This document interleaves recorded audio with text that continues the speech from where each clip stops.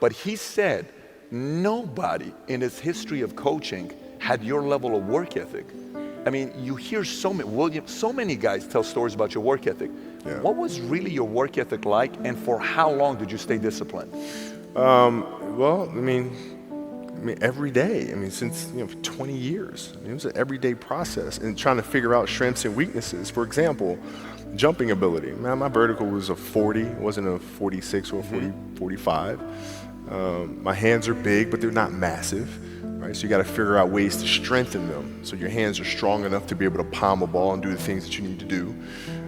Quickness, I was quick, but not insanely quick. I was fast, but not ridiculously fast. Right? So I had to rely on skill a lot more. I had to rely on angles a lot more. I had to study the game a lot more. And but I enjoyed it though. So like from the time I can remember when I started watching the game, I studied the game, and it just never changed. Technical question here. Let's see how you can answer this. Who would Shaq be if he had your work ethic? He'd be the greatest of all time. If Shaq had your work ethic, he'd be the greatest of all time. Greatest of all time by a mile. Sure. He'd be the first to tell you that, for sure. I mean, this guy was a force like I have never seen. I mean, it was crazy. A guy at that size. Generally, guys at that size are a little timid and they don't want to be tall. They don't want to be big. Man, this dude he did not care. He was mean. He was nasty. He was competitive. He was vindictive. I mean, I wish he was in the gym. I would have had fucking 12 rings. If you had the work ethic. My God, yeah. We ain't be close.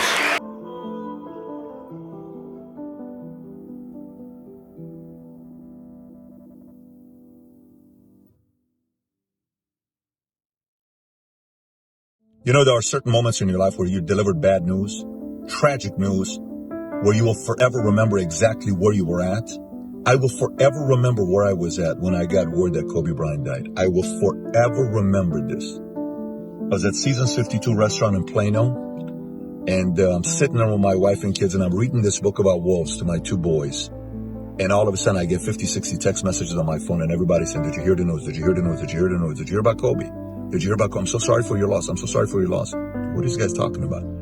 I click on one of the links, video comes out. Kobe Bryant got into a fatal accident in a helicopter, and he died. And then an hour later, we get news that his daughter died, 13-year-old star. And I look at my wife, and I'm like, "Babe, this has got to be a spoof. This is not real. People are playing a terrible prank, and this is just not fair." This is when news gets out of control, and they report news too early. And then she gets the report. And then I start going to CNN, Fox, and MSNBC. I'm like, wait a minute. And then finally it was verified. Yep, Kobe Bryant died. My 6-year-old son is sitting next to me, Dylan, and says, "Wait a minute, Kobe Bryant, my best friend, just died?" I said, "Yes, buddy, Kobe Bryant just died." And he gets emotional because when Kobe came, I had him at our event with President Bush, and I was interviewing him. He spent 15 minutes with my son. My son was 5 years old at the time. He's talking to my 5-year-old son as if my 5-year-old son is an adult. The way he treats my wife, my family, my kids, the people in the back, from the lowest level security, just somebody that's working there, to the executive, everybody the same. Class act of a guy. This one's going to be a tough one. A lot of people message me saying, "What are you thinking?" I'm like, I can't even talk right now. I'm not in a place to say anything. But then we agreed it was probably a proper thing to do for me to share with you what I'm thinking about right now about Kobe. I believe this is the most tragic loss in the history of sports. Most tragic. Listen, if you're a sports fan, you know what it is to be emotionally connected to a certain player, and you follow them as they come up. It's a very different kind of a relationship because you rarely end up building a friendship and a bond with them. It's from a distance you're watching this person. And in sports, we've had Thurman Munson, who was tragically, he passed away. We've had Derek Thomas. We've had Dale Earnhardt in the racing world. Ernie Davis.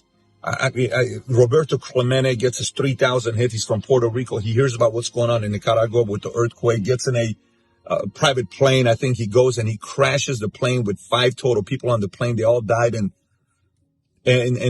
Ayrton Senna, which for some of you guys know how much of a fan I am of Ayrton Senna, when he died in 1994, greatest race car driver of all time, when he died, Brazil was mourning because here's Here's a nation that had, the economy was bad. They're not doing good. But they had one thing to look forward to, and it was this guy named Ayrton Senna that gave millions of dollars back to their country. To the point where I named my own daughter Senna. My daughter's name is Senna, S-E-N-N-A, because the race car driver. And as great as Senna was, the level of impact Kobe made to the world, there's never been a more tragic loss in the history of sports than Kobe Bryant. Never. Never. And with the social media world, everybody in the world stopped when Kobe Bryant died. Everybody in the world stopped when Kobe Bryant died. Not just sports, businesses, churches.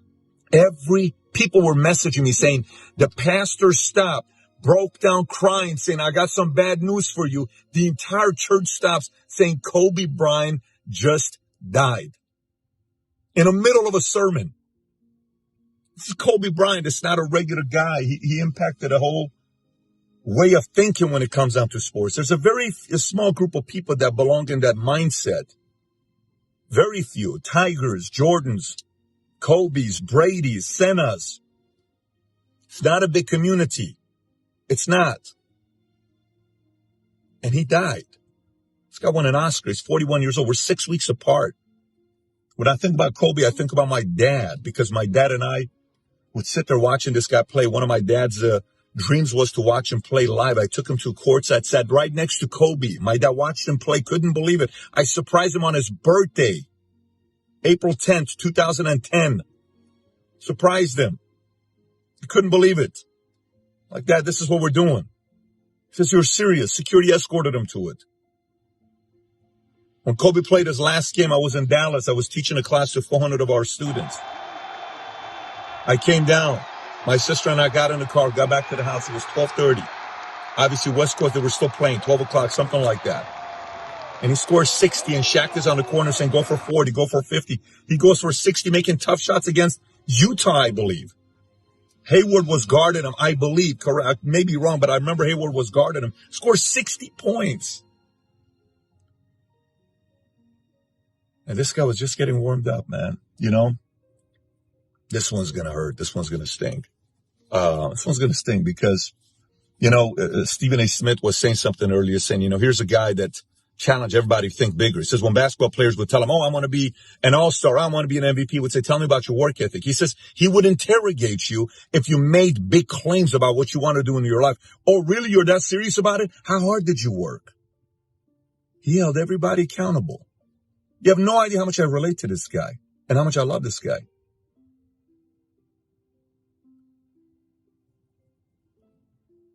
This one doesn't make sense. Think about living a life for 41 years where you give your best that when you die, the entire world stops.